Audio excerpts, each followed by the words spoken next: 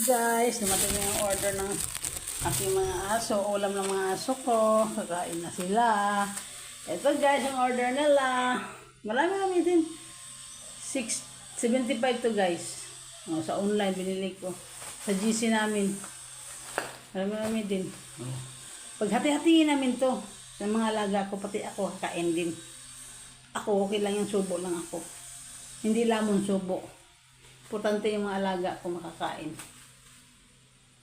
Okay guys, pakainin ko na guys ang aking mga alaga. Kaya nako, hindi madali ang magpakain ng mga alagang hayop. Kaya mangyayari talaga yan guys. Ganito talaga guys oh. Nagsitayuan ang buhok ko. Nag-iisip. Nagsitayuan na. Nag-iisip na ako.